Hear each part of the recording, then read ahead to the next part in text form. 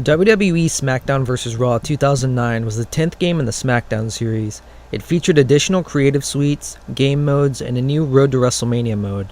It also added a revamped tag team system, making tag team matches more fun to play than ever.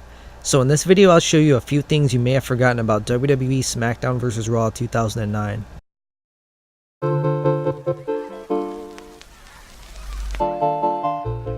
Create a Finisher was a feature added to this year's title. For the first time, you could create a brand new move to use as your finisher.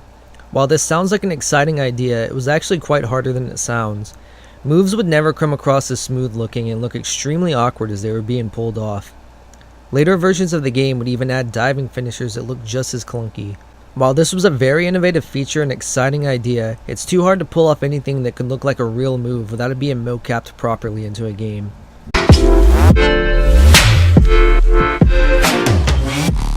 The Inferno match is one of the pinnacle WWE matches from the Attitude Era. Every Inferno match in WWE history has been memorable due to the rarity of the matches and just how amazing the spectacle looks on television. For the first time in SmackDown history, you could play this match and actually burn your opponent alive. The more moves you would do to your opponent, the hotter the fire would get, causing the flames to shoot even higher. This mode would be taken out of future titles, but it has been rumored to still exist in modern games code, so maybe 2K developers will bring it back in the near future.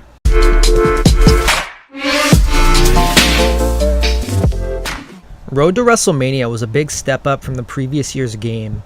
This time, instead of being any character, you could pick from 7 different characters that would have their own exclusive storylines for you to play through.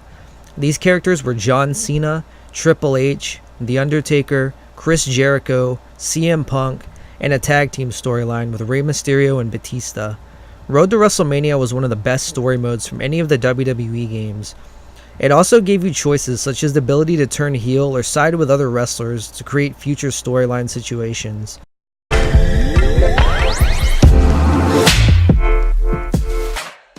While the PS3 and 360 versions were almost identical, the Nintendo DS and Wii versions were wildly different compared to their console counterparts. The Wii version of the game had the ability to do poses during entrances and winning animations using the nunchucks. This was a feature brought over from last year's game where you could do taunts to your opponents.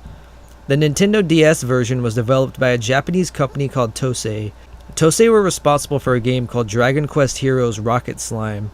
This was an RPG game that inspired Tosei to turn the Nintendo DS port of SVR 2009 into an RPG-style game as well. While the DS version of the game wasn't the best, Tosei made the story mode more interesting with the ability to level up your character by training and interacting with other superstars to start feuds.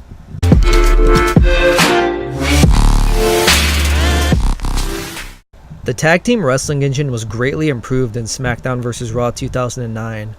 Tag team matches felt way more competitive and playable, adding features such as hot tags. Now if you were being beaten down, you could press either the Y or triangle button to tag your opponent in for a move to get the advantage on your opponent. You and your partner would also share one momentum bar as well, meaning that if your partner had a finisher, you would too. This game made tag team wrestling way more fun, and many of the features are still used today in modern WWE games.